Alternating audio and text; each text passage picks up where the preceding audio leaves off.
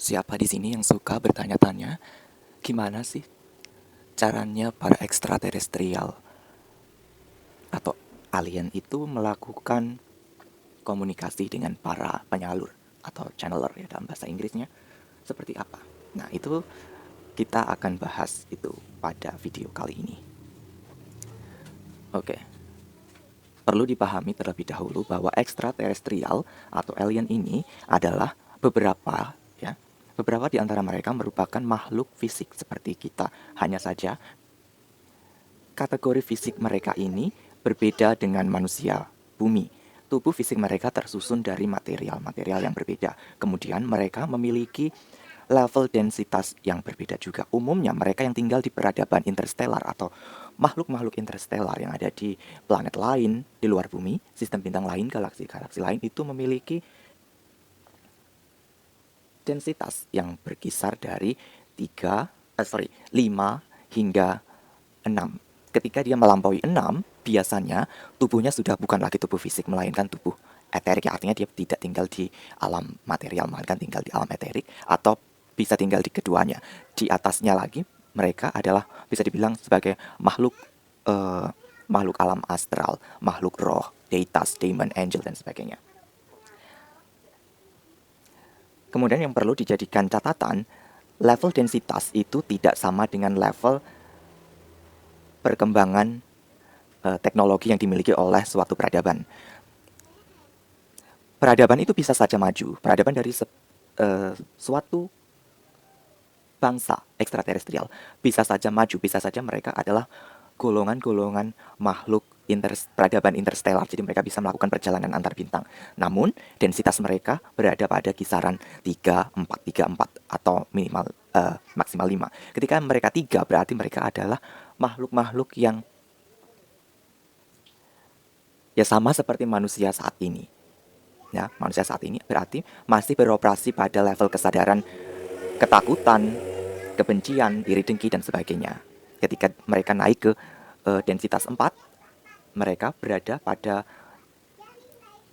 sistem operasi keberanian dan mungkin hasrat keinginan dan sebagainya. 5 berarti mereka menjadi makhluk yang netral. Berarti antara eh, service to self dan service to others, nah itu seimbang. Kemudian mereka mampu menyeimbangkan bagaimana kualitas negatif dan kualitas positif dari diri mereka itu dapat dioperasikan secara baik dan benar juga tepat. Tiap-tiap level densitas ini pun ada porosnya, positif dan juga negatif. Makhluk 3 densitas sekalipun bukan berarti mereka jahat ya. Tidak seperti itu, bukan berarti mereka sepenuhnya negatif. Kalian bisa melihat manusia. Manusia meskipun rata-rata kita di bumi ini memiliki level densitas pada tingkat ketiga, tidak semua dari kita negatif. Ada yang positif, ada yang negatif. Masing-masing individu pun memiliki persentase positif dan negatifnya yang berbeda-beda. Seperti itu juga ketika level densitas itu naik ke 4, 5, itu mereka akan memiliki positif negatif secara kelompok atau kolektif dan juga positif negatif secara individual. Seperti itu ya. Ketika mereka naik ke level 6, biasanya mereka sudah lepas dari polaritas positif negatif semacam itu. Jadi mereka sudah menjadi makhluk yang netral karena sudah tingkatannya sudah semakin dekat dengan universal consciousness atau kesadaran universal atau yang kita sebut sebagai sang sumber. Ya. Sekarang kita akan masuk ke topik yang utama, yaitu bagaimana sih caranya para ekstraterestrial ini melakukan komunikasi dengan para penyalur, menjalin komunikasi ya dengan para channeler. Apa yang akan saya sampaikan di sini adalah sebagian besar adalah murni dari pengalaman pribadi, serta sisanya adalah informasi-informasi yang saya dapat dari video lain di YouTube atau artikel-artikel ya. Oke. Yang pertama, kita harus mengetahui ada beberapa level kunjungan atau tingkat komunikasi dari ekstraterestrial. Yang pertama adalah telepati. Sudah jamak diketahui oleh seluruh masyarakat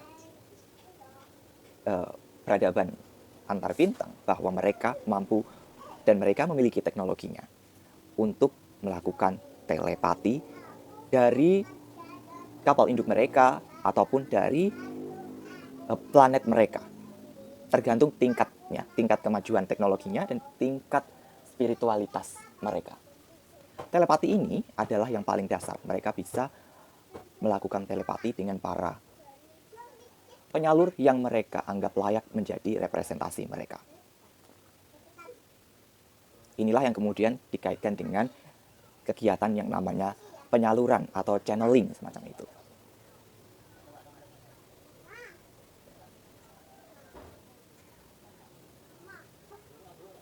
Ketika kita sebagai penyalur mendapatkan koneksi dengan ekstraterestrial di luar sana,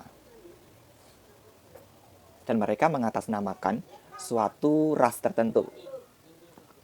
Misalnya, mereka mengatasnamakan Sirian. Kami dari bangsa Sirian, semacam itu ya.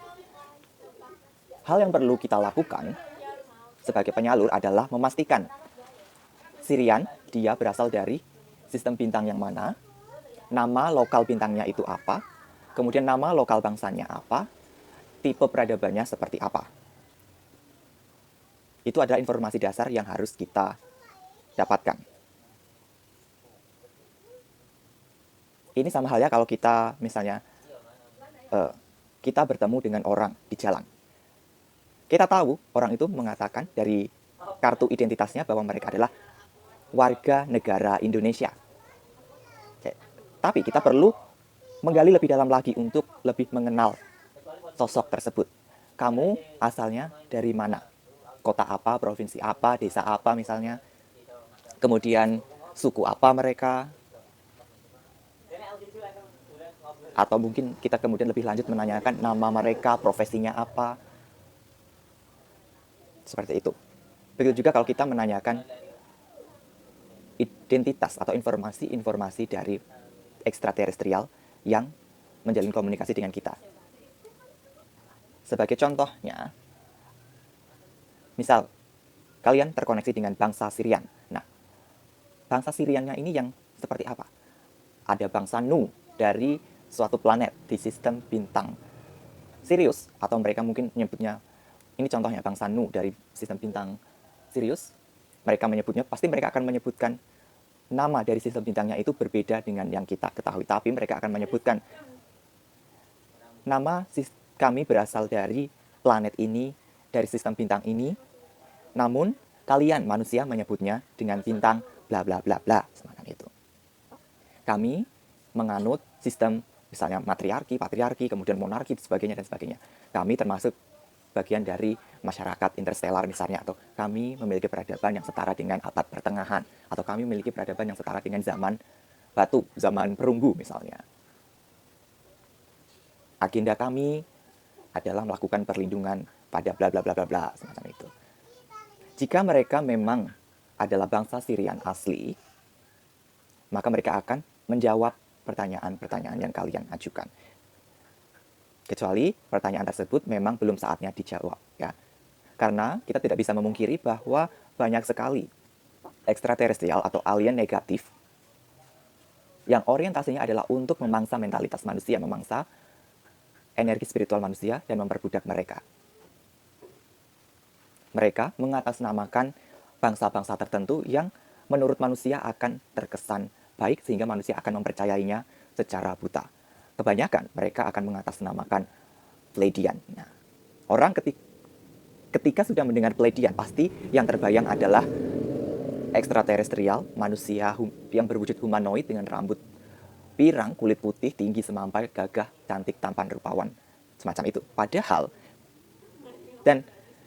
mereka adalah mungkin misalnya drakonian negatif, atau reptilian negatif, atau alien abu-abu negatif. Mereka tahu ketika mereka mengucapkan kami dari Pleiadian.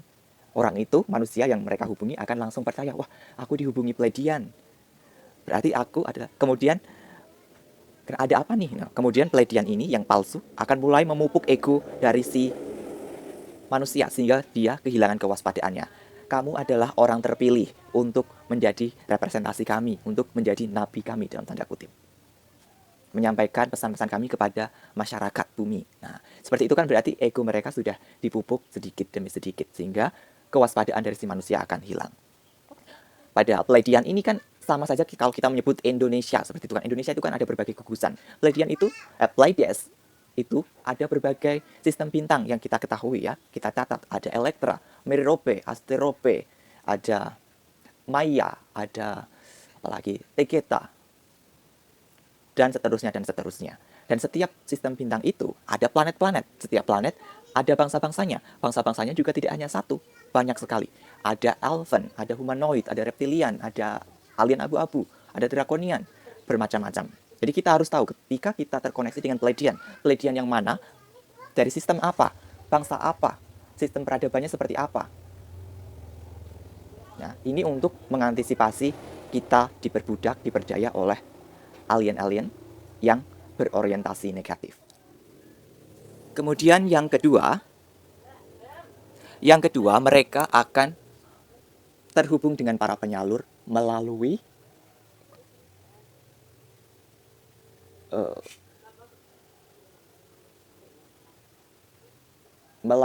vision. Melalui mimpi. Ya, vision, mimpi itu jadi satu ya. Vision dan mimpi itu jadi satu.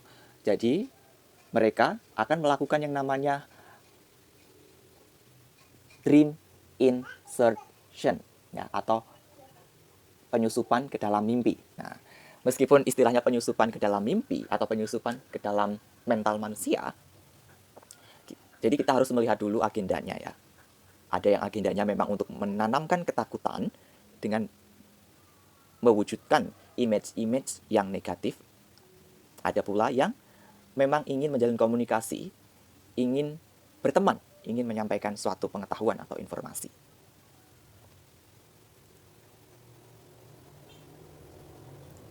Level ini adalah tingkatan yang berikutnya ya. Setelah mungkin menjalin komunikasi dengan penyalur A, para ekstraterestrial ini akan meningkatkan levelnya, meningkatkan level komunikasinya menjadi vision dan juga melalui mimpi. Tapi ada orang yang akan hanya menerima level informasi telepati saja sampai seterusnya. Tapi kemudian ada juga yang hanya menerima dari mimpi dan vision saja. Tapi yang umum, sangat umum itu akan mengalami semuanya secara bertingkat. Sama ya, yang perlu dilakukan adalah memastikan apakah vision ini adalah dari sesuatu yang negatif. Apakah mimpi ini, apakah dari sesuatu yang negatif. Ketika di dalam mimpi atau di dalam vision, yang harus kita gunakan tentunya adalah intuisi kita, insting kita. Jadi itu mungkin saja di luar dari kesadaran tubuh kita yang terbangun ya, karena itu kan di luar dari kesadaran sadar kita ya, pikiran sadar kita.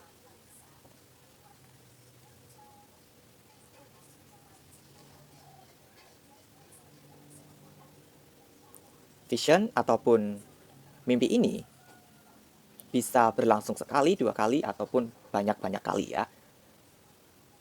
Biasanya sosoknya akan sama.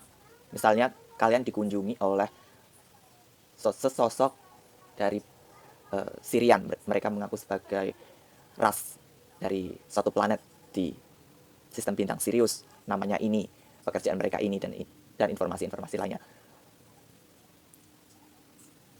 Mereka akan menunjukkan diri mereka secara berkala di dalam mimpi atau melalui vision.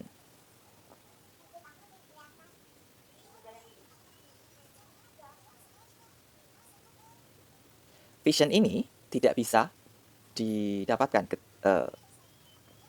secara ini ya apa? Waktunya itu tertentu. Jadi tidak serta-merta kalian lagi beraktivitas, kemudian tiba-tiba lagi fokus beraktivitas dengan aktivitas kalian, kemudian tiba-tiba ada vision. Sosok itu ada di dalam benak kalian, ada di dalam alam mental kalian, tidak seperti itu. Jadi entah itu kalian sedang bermeditasi atau mungkin kalian sedang dalam posisi yang benar-benar rileks. Ya. Oke, sekarang kita pindah ke yang ketiga adalah level komunikasi pada tingkat astral. Nah, jadi kalian, para penyalur ini, atau para penjalin komunikasi dengan ekstraterestrial, akan melakukan komunikasi secara astral.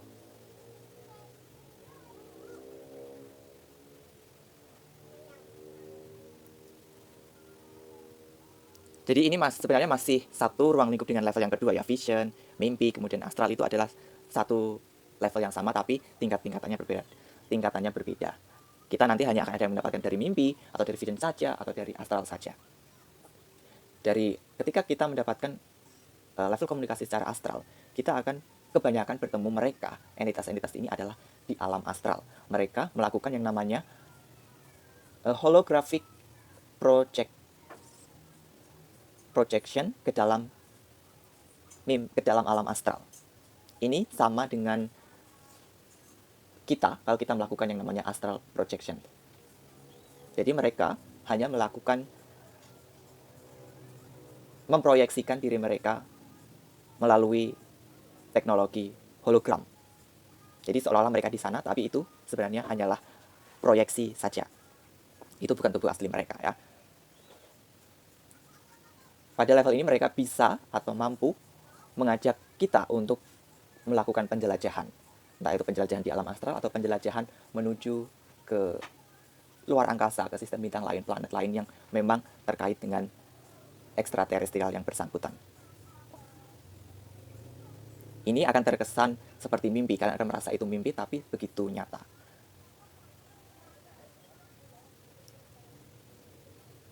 Kemudian tingkat yang ketiga adalah kalian akan berkomunikasi dengan mereka melalui holographic projections tapi di alam nyata. Jadi ketika kalian duduk di sini di ranjang kalian, tiba-tiba mereka muncul di hadapan kalian. Kalian sadar, kalian tidak melakukan astral projection, kalian tidak mimpi, dan itu bukan di alam astral. Itu benar-benar di alam nyata, dan mereka berdiri sejak di hadapan kalian. Biasanya kaki mereka tidak menapak tanah, dan tubuh mereka terlihat semu atau holografik ya, seperti hologram. Ketika kalian menyentuhnya itu akan tembus, karena mereka tidak benar-benar hadir di situ, tapi mereka menggunakan teknologi mereka yang sangat canggih, yang bahkan saya pun tidak memahaminya. Mereka akan hadir tepat di hadapan kalian, melakukan komunikasi dengan kalian. Ini level yang jarang, karena kebanyakan orang akan merasa takut. Jadi mereka mengutamakan kenyamanan. Ketika mereka mengetahui bahwa orang yang diajak komunikasi itu tidak memiliki ketakutan, memiliki tingkat netralitas yang tinggi, tidak termakan oleh polaritas positif dan negatif yang terlalu fanatik ya, mereka bisa melakukan komunikasi pada tingkat ini.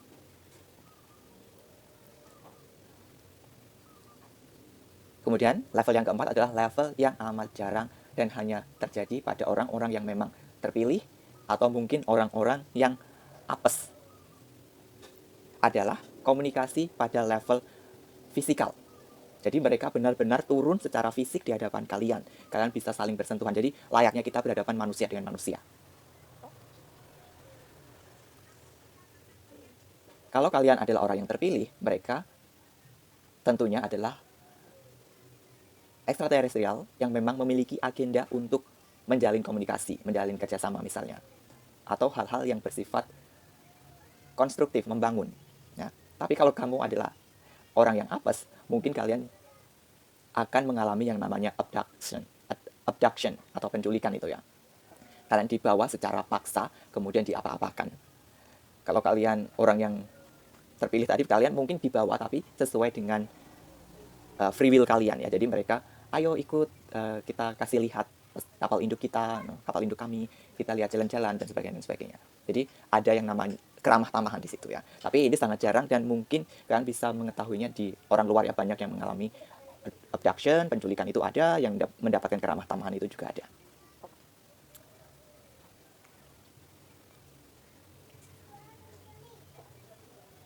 Oke, itu tadi ya, saya rasa cukup. sudah banyak yang saya sampaikan. Semoga itu bisa menjadi sedikit cemilan untuk kalian ya, menambah sedikit cita rasa dalam kehidupan kalian, supaya ada yang berbeda. Kita tidak hanya bicara soal hantu-hantuan, siluman, jinan saja, atau sesuatu yang klinik-klinik, mistis, dan sebagainya.